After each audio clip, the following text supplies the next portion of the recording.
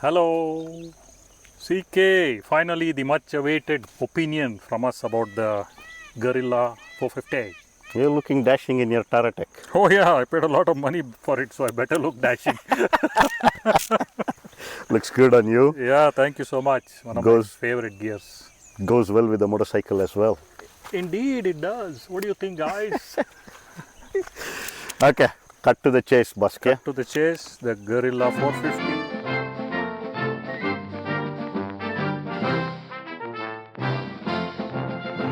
What about the looks? Let's start with it.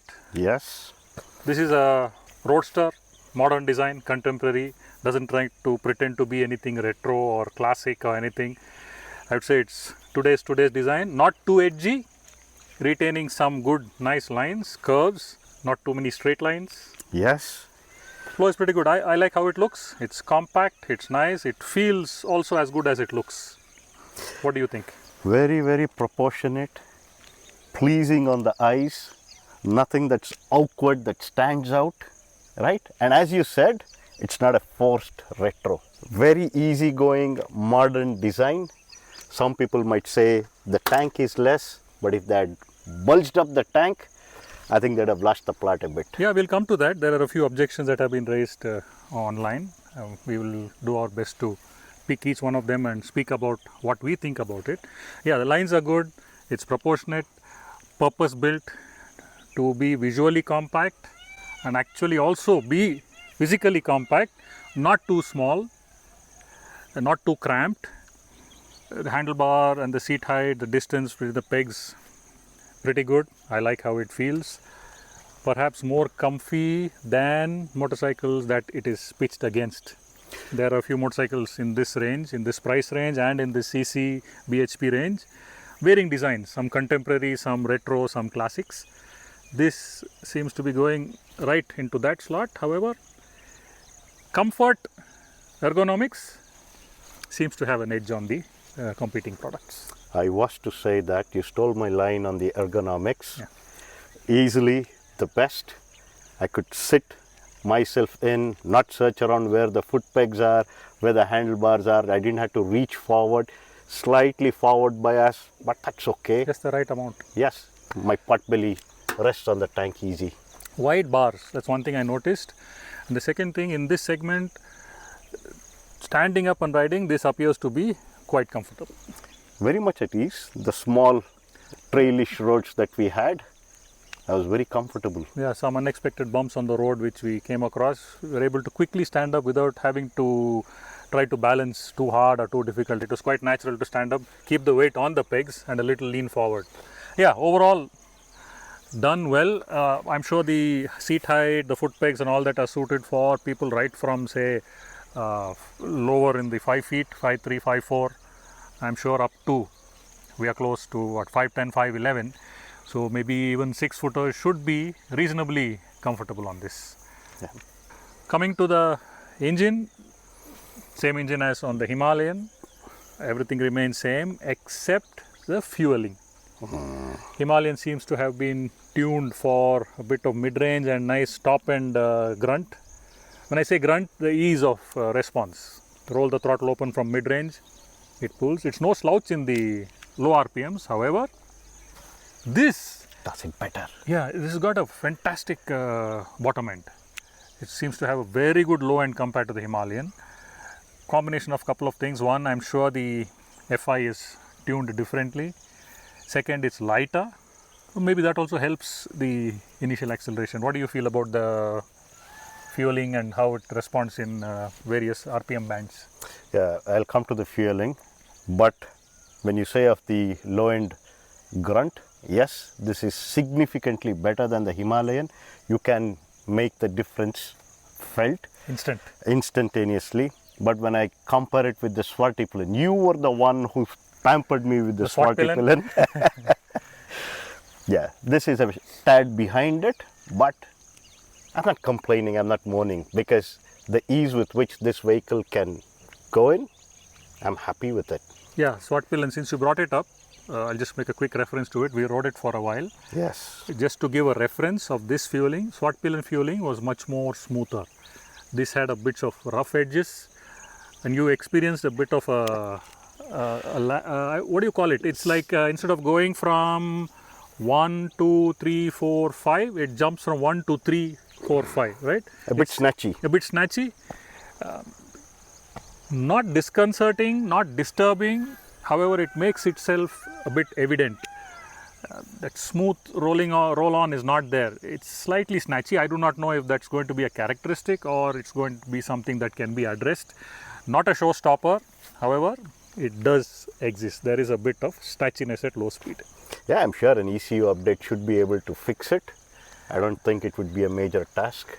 Yeah, that's probably in the quest to give it that good rideability in traffic, to make it a good commuter, to give that instant response to squeeze and shoot through small gaps. Not recommended to do, but just in commuting, if we have to go anywhere today, we have to be a bit active and bright and sprightly on the throttle. This can commute much quicker than the Himalayan because the response is instantaneous. And that snatchiness, yeah, we'll see if something comes about and a patch comes and upgrades. Other than that, the engine is the same, the gearbox, the transmission. Although there is a change in the final drive sprocketing, but it's compensated by the smaller wheel dia. So overall, I think the RPM to speeds in comparison to the Himalayan is about the same, more or less, maybe 2, 3, 4 kilometers difference. So that way, the RPM to speed is similar to the Himalayan. So fueling is the big change that we see in that. Yes. When it comes to fit, finish, the metal work, the plastic work, what do you think, CK? Very good fit and finish, Busky. Royal Enfield's been making those incremental moves in upping the game. And as I said earlier, it looks very pleasing on the eyes because I didn't observe any ugly welds. It all falls in place for me. Yeah, the metalwork is pretty good. Metalwork standards have come up to what is in the industry today in this segment. One area I think that needs improvement is the plastics. I still do not like the quality of plastics. There is not much in this, hardly any plastics on this motorcycle, just a few pieces to cover some gaps and holes and things like that. Those plastics are not very great. The finish, the edges are a bit burry. Fortunately, very few on this motorcycle, pieces of plastics I mean, it doesn't matter. That's one area which I would pick on it.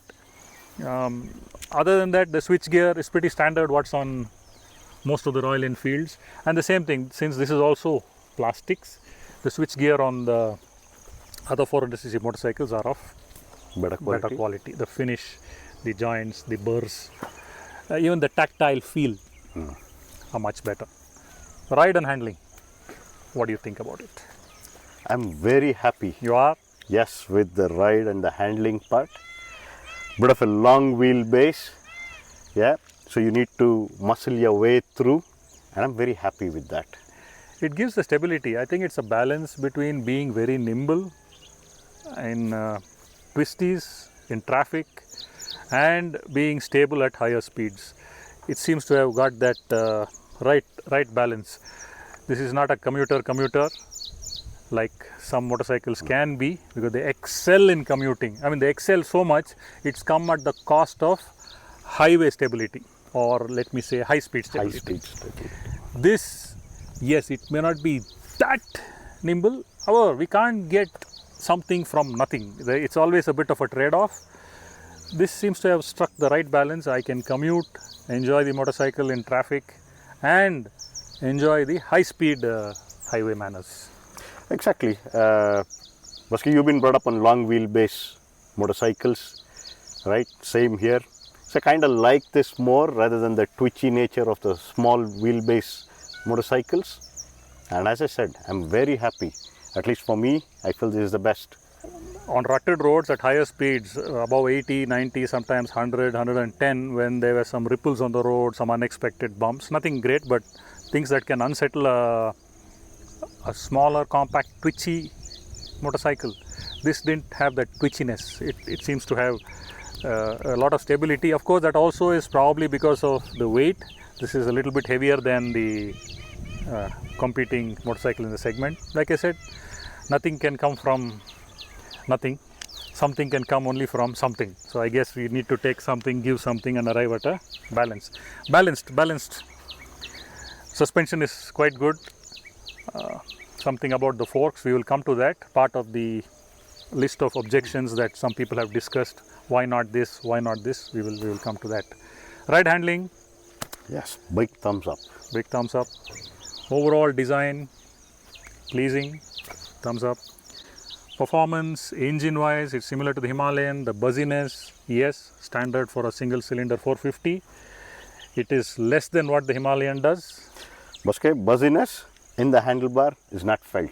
It's not felt. No. It's there mildly on the foot bar, on the foot pegs, with a well padded or a good riding shoe. You won't feel it. Just makes its presence felt, not intrusive. So your initial impression now is you feel this has got less buzziness on the bar than the Himalayan. Yes. Oh, okay, that's nice to know.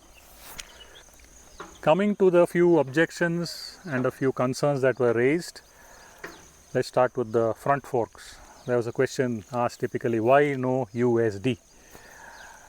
I will draw a parallel, give an example. There was a time, or there is still a time when when a motorcycle comes with a regular halogen bulb, there are many who say, we want LED, we want LED, oh, we want LED, hey, LED. What's happened to the LEDs? They're some of the worst lighting, not just on this, on the other brands also. So LED in itself is not a solution for better lighting. It is how it is designed, how much of money is put into it, what kind of lumens, what kind of wattage, what kind of color temperature, all that matters. So just an LED is not going to solve. This headlight is no great shakes. It is the same thing that is on the Himalayan, on the new gen Meteors, every motorcycle. It's a standardized item on all Royal Enfields. Very ordinary. Same thing, coming back to the forks. USD does not necessarily mean it is better than conventional. In certain areas, when pushing the boundaries, pushing the limits of performance, in terms of not only travel, in terms of very sensitive to speeds, changes of direction at high speeds on high-powered sports motorcycles or adventure motorcycles, yes, the advantages of a USD are quite prominent. This motorcycle in this class, for what it does, where it is going to be used, conventional is good enough. In fact, this conventional fork is better than some USD forks I have ridden. So let the design not straight away determine, or let's not decide that no USD means it is no good. No, it's not that way. What do you think? I fully agree with you. You left me nothing to talk with, Baske. So let's not get into that. It's all right. The fork is designed well. It does its job. Yeah, and when I was riding on the highway as well, the small rumbler strips and all that stuff, I didn't have to slow down. The shock was able to absorb it.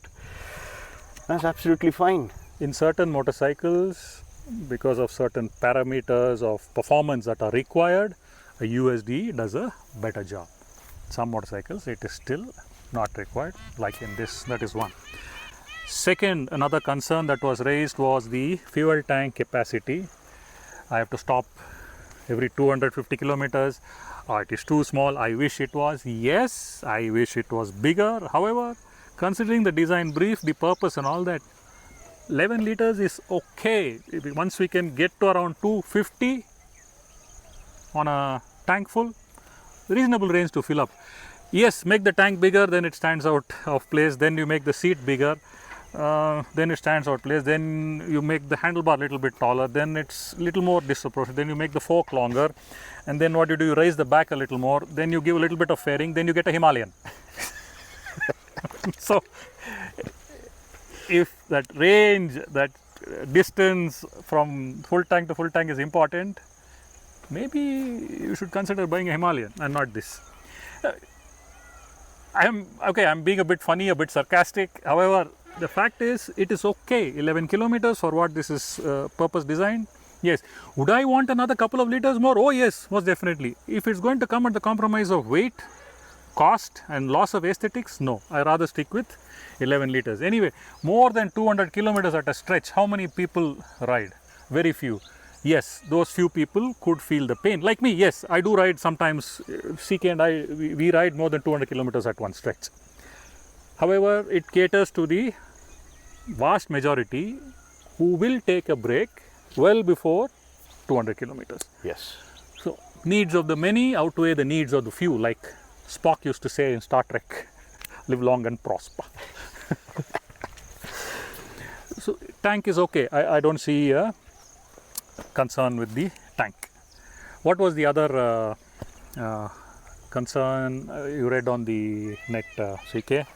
It's about the pillion seat. Pillion right? seat, yes. Yeah, about the pillion seat.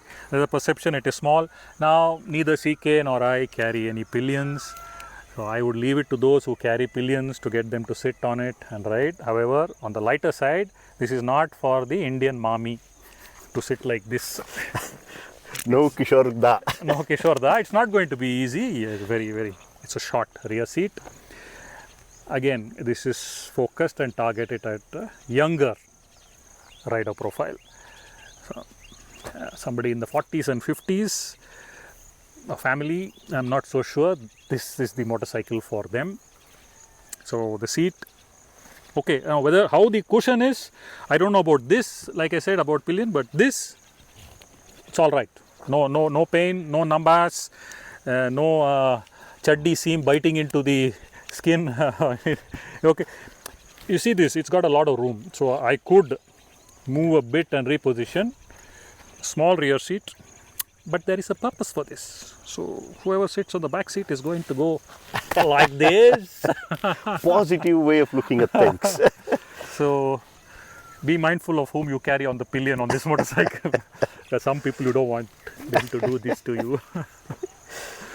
Yeah, I mean, several objections will come up, but the most logical and common ones we have, I think, addressed. If there is something we have left out, which you think is a concern or you think it could be a concern, please share in the comments. We will likely come up with a follow-up reel or a YouTube video just to share our opinions. What we share is our opinion. It is not a judgment or a certificate or a declaration of law.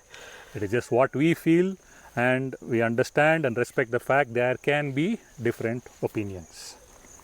True. Baske, getting back on the motorcycle. Yeah. Brakes. Oh yeah. In fact, I found the rear to be quite responsive. It was able to function quite well just using the rear. Normally on bigger motorcycles, like see the Himalayans, what we are used to, maybe the Interceptors which we rode some time back, the older Himalayan which we rode, the Thunderbird 500 which you have been riding. There is a certain amount of effort we put on the front, and there's a certain degree of retardation, slowdown. There's a certain amount of pressure we put on the rear brake, and there is a certain proportion of retardation. Invariably, the front is much more effective than the rear. On this, pleasantly, rear was quite good, because that is what is needed in heavy traffic where we weave about. Can't be fiddling with the front because it makes the front stiff. It stops it from flowing. So it is always good in heavy traffic to have that stop and go, slow down and go. You want to just snatch the brake once, the rear. And if the rear is effective like it is on this, very easy to just drop that 5-10 kilometers per hour, get the bike to slow down and flip it. Doing that to the front is not recommended. I said so much. You asked one question, I spoke for about 17 minutes. So you please share your, what do you think of the brakes? The brakes are pretty good, Baske. I'm not complaining. Gives you sufficient feedback. There's no wooden feeling that I get. And I know it'll stop at the dime where I put it up. So pretty happy with the brakings. You've elaborated sufficiently. More than elaborated. Ever since I think they switched brake designs to this kind of a master cylinder from on the Himalayan, and this is on the next. I do not think this type of design is on other motorcycles. The Royal Enfield, the bi-brake brakes on the other Royal Enfields tend to be a bit wooden. I'm not very fond of it. It works, you're just used to it. This have a more progressive Yes. feel. Yep, that's pretty good. What gas mileage? Gas. Somebody gets offended if I say gas. Petrol fuel economy. What did you get, CK? In the city, Baske, I think it was around 25 to 26. Okay. And on the highway, steady 100, 110. The panel showed me around 31. Okay, not bad. So give or take a kilometer or two from that. depending on riding styles. So we can expect around 25 in Bangalore city and around 30 on highways at normal Yeah, speeds, normal cruising speed. not CK speeds. Okay, now the boo-boos. What are the boo-boos, areas where you think this product could be better? First is this metal Okay. enclosure where your That cowl at the cowl, back? yeah, where it Okay. houses your LED. I think that's a boo-boo. Plastics is what you mentioned.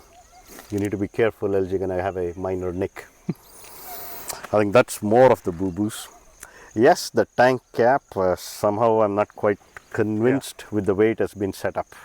Poorly finished, Yeah, something to improve. This is what sticks out the most. like a sore thumb. And the plastics, yes, in some areas are the boo-boos.